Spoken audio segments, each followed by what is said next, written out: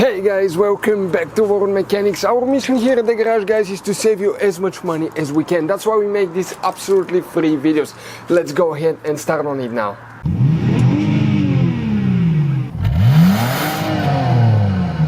So let's start on it now.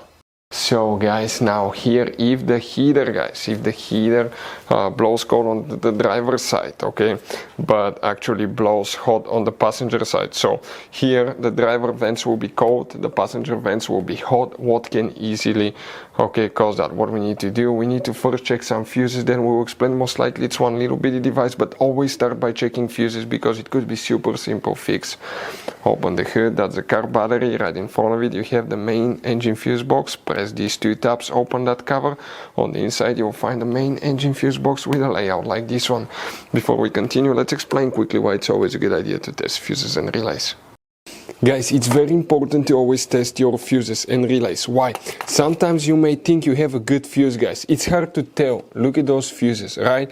And sometimes, you pull the fuse. I'm going to get the fuse puller and I'm going to remove one fuse.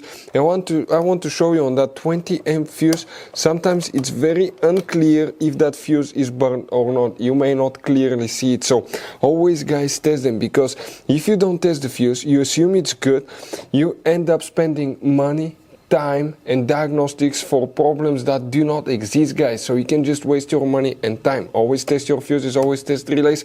We will put links in the description of the video below where you can find, guys, a video for testing a fuse and testing a relay that will explain everything that you need to do. If you guys need to buy any parts, tools for your Dodge Ram, fuses, relays at a really good price, quick shipping, that way you do not waste money and time, we're going to put a link in the description of the video below for your convenience. Please check it out. So guys, now please guys make sure to stay until the end. We want to share one good advice with you, that way you don't end up being stuck in the middle of nowhere like it happened to us. Here, guys, what we will need to check. We first need to check, guys, multiple fuses for that specific purpose. Those are for climate control, heater, AC, practically the HVAC system. We need to check fuse number 13 right here, make sure that it's good. Some of you may have fuse number 31 if you have the rear HVAC system as well. You need to, guys, check fuse number 62, that will be 64, 63, 62 right here, very important fuse. Then you need to check, guys, fuse number 99, which will be that fuse here. If all these fuses are good, guys, if your heater or AC doesn't work correctly on one side of the dash, guys, let me show you now what can easily cause that. Most likely you have a dual climate control. That means you can adjust the temperature on the driver and the passenger side, right? So you have two of these behind the dash. That's known as a blend door actuator. It attaches to a flap behind the dash and it regulates the temperature from hot to cold.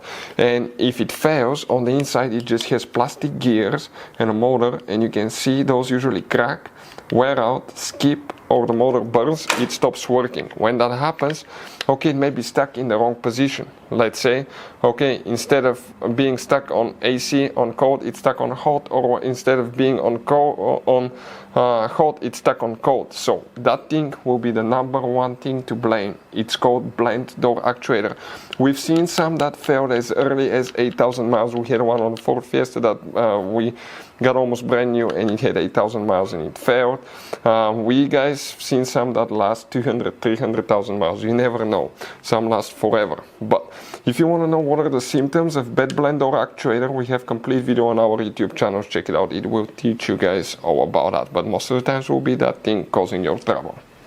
So guys, you have all kinds of different fuses and relays. Some of those are very specific, they're hard to find, especially if you're in a small town or in the middle of nowhere. One time we needed a replacement, we couldn't find one, and we were stuck in the middle of nowhere for a few days until we got a shipment on the internet, guys. So keep some spares in your glove box for peace of mind. Hopefully, guys, the video will be helpful. Thank you for watching it. Hopefully, guys, the video was helpful. Please do not forget to comment, like, subscribe. That way we can keep making these absolutely free videos. Guys, we have more than 19,000 free repair videos on our YouTube channels that can, guys, save you thousands of dollars in future repairs. Check them out. Thank you guys for watching and see you next time.